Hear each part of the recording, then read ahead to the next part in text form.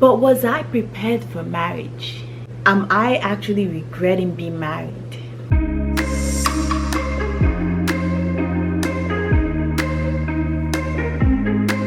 Love is patient, love is kind.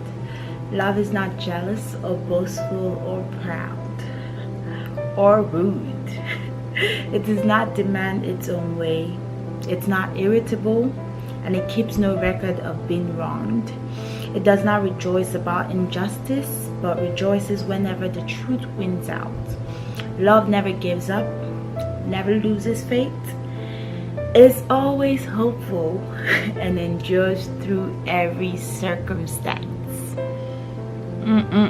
Guys, this verse in the Bible, it gives me heart attack. Okay, it gives me a lot of heart attack. But anyways, guys, welcome back to my video. Today we're going to be talking about marriage. Okay, we're going to be talking about how prepared I was for marriage. Okay, how prepared was I for marriage? How prepared are you for marriage? If you feel like you're watching this video because you're about to get married, or you're seeing someone that you guys are talking about serious things and you're thinking about marriage, or you're actually married, okay, this video is for you. I hope you enjoy. Let's talk about preparation for marriage. Okay, guys, as you guys all know, I had just completed our, I think, 2 years marriage traditionally, because I'm Nigerian, and a year married legally. I really wanted to talk about this because I feel like we all have this idea of marriage in our head, or at least I did. I had this idea like, oh my god, Romeo and Juliet, I was just gonna meet this Prince Charming, it's just gonna be love, love, love from beginning to end. And in true detail, I was thinking about things, and yes, I wanted to be married. Yes, I love being married. But was I prepared for marriage? And am I actually regretting being married? Those are questions that, yeah, your sis is thinking about. Okay, to be truthful, yes, I wanted to be married, but I really wasn't prepared for marriage, to be truthful. I feel like it was something I wanted so much, and I got into it. But to be truthful, when you read this verse in the Bible where it says love is patient, love is kind, I would think to myself, like, I'm patient, I'm a kind person, I'm a good person, right? We all think we're good people, trust me. We all think we're kind, we all think we're nice, we all think we're amazing, until you're put in a condition where you have to really be patient with your partner. And let me tell you, marriage will test you. Okay, your partner is more like God is using your partner to test you to go to heaven.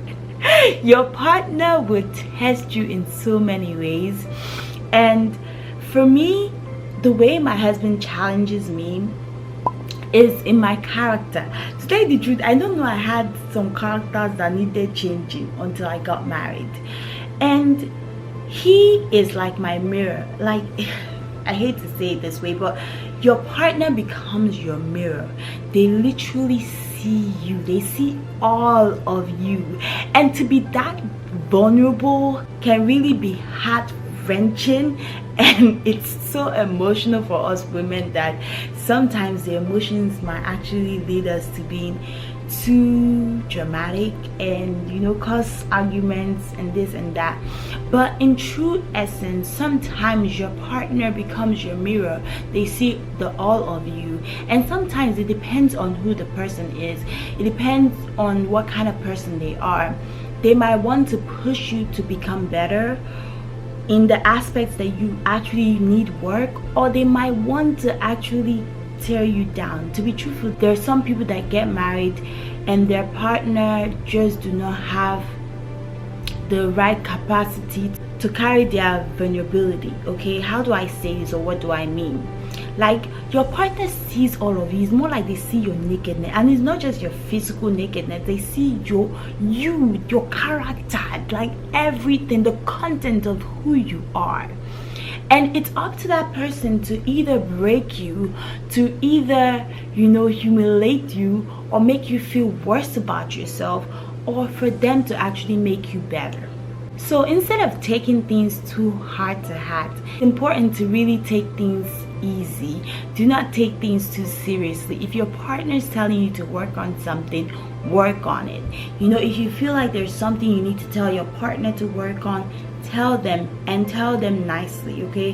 Which is why if you've seen my dating in your 20s videos, I talked about marrying somebody or being with someone that is a good person, because it shows in your marriage. Let me tell you, like, a lot of times I thank God for my husband, because he's a good person, regardless of him being a great partner, a loving husband, a loving father. He is a good person. I see the way he acts towards his friends, I see the way he acts towards his family, towards his parents, and those are very vital things to watch out for. How does your partner react to their family? If they actually have their family close to them, how do they treat people they meet along the way? My husband, if he sees any homeless person, like, he want to even give them his slippers. Like, his heart is so selfless. And so when it comes to marriage, no matter what we go through, we know for a fact that this person is a good person, and that their conscience and the fact that they fear God will always speak forth. Guys, if you read through this, it just says it endures through every circumstance. Nowadays, everybody wants a divorce. It's easy. It's an easy way out. Like, you just get up and you go. You get up and you leave. And I feel like before you get married, you and your partner should talk about your don'ts. Like, what is one thing that you will not take in a relationship? I and my husband, we talked about it. We had that discussion. We know what, if this person does, well, is the D word, and if this person does that, well, it's divorce. We both know what will bring about that word. So it's important for the two of you to have that discussion, so that when things arise, you already know in your head, well, this is not divorce, but anyways, we're quarreling now, but we're gonna fix it. So it's important for you guys to talk about these things, because marriage, God ordained marriage to really sustain through every circumstance you will go through in your life. And in my previous marriage video that I did a while ago, or last year, I talked about us having different, we were raised in different backgrounds, we were raised in different places, so of course you're gonna clash. You are going to clash, but you have to work it through. And don't stop dating in marriage. I feel like that's something I have to constantly remind myself. Don't stop dating in marriage. Act like you are still dating this person. Yes, you see them every day, because you can actually normalize marriage. Just begin to see this person like, it's normal. I see you morning, afternoon, night. But it's important to always romanticize your marriage. You always make gestures, try to keep it spicy, the same way you used to dress up for your boyfriend every day you are going to visit him. Try to do it. Life gets in the way, trust me. It's not every day you want to dress up, but plan dates. Even if now you have to schedule everything, yes, schedule the date night, schedule it. Make sure you continue to romanticize your relationship with your partner, with your husband, with your wife. Put in effort. Yes, you have married the person now, that should even make you want to put more effort into that person. Another thing I want to say is that your marriage is dangerous for the devil, okay? Because the devil does not want you to stay married, which is why constant battles, you continue to face a lot of things, because even the Bible says when two are gathered, it's war. It says two are better than one, because when the two of you come together, you're unstoppable. The devil knows that, so the devil will continue to fight, will continue to do things to affect you. The only thing I want to disclaim in this video is, if you feel like you do need to get out of a marriage, yes, get out. If it's hurting you, beating you, those are things I don't contain. If the person is being violent, if the person is just not a good person, and that person is affecting you physically, and you can't take it, please leave that marriage, okay? The Bible did not say to die for love okay? The only person that died for us is Jesus, okay? So please take it easy. If you have a good person that you can see this person really put in an effort, they're not cheating on you, they're trying to really work things out, it's important for you to really listen. I feel like there's one thing that I really did not prepare myself for in marriage is listening. My dear, I like to talk, like you guys can already see.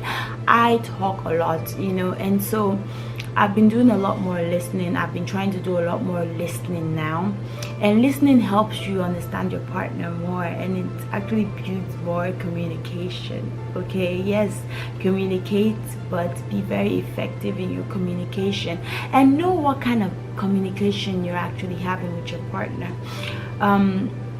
Another thing I'm gonna say is that men love love, okay? Know how to really make your man feel loved. But do I regret being married? No, I do not at all. Like, my husband has really filled my life in so many ways. Like, he's such a blessing to me. I'm so grateful to God that I met a good man. Like, it's so hard to come across people like that now. It's so hard to come across really good men, and I'm so grateful. Like, I do not regret being married. I love being married. Actually, I feel like my husband is my covering. Like, he covers me up so well. Like, he just makes me love life, and so if you're thinking about getting married, one thing I would actually tell you is to write down the kind of man you want. Write it down. I'm not saying put so much pedestal, put so much things. Write down a man that loves God. I don't know if you guys have listened to this Ciara's prayer, but that is something to pray. That is a strong prayer, okay? Like, I have my own prayer. Like, I always used to pray that my husband would really love me, and I wouldn't have to wonder if he loves me, and that we'll both really want to be married. My husband loves being married, and it's important to marry someone that wants to be married, and so yeah, guys, go and pray Ciara's prayer, and I wish you guys the best. If you are currently married, I pray that God blesses your marriage. I pray that if you're currently going through struggles, I pray that God will help you and give you wisdom on what to do. I pray that your marriage will be successful, loving, filled with so much joy, happiness, and I pray for anyone that is looking for their partner. I pray that you will find the rib to your rib and the bone to your bone, and I pray that your marriage will be successful in Jesus' name. And if you're dating, I pray that your dating life be successful as well. Alright guys, I hope you like this video. Please comment down below. Let me know where you currently are in the hemisphere of things. Like, are you dating? Are you looking? Are you married? What are the things you do to spice up your marriage? Comment down below. Let's talk about this. But anyway, please subscribe to my channel. I appreciate you guys. Don't forget to hit the notification bell, because that's how you always know when I post a video. Alright guys, see you in my next video. Bye.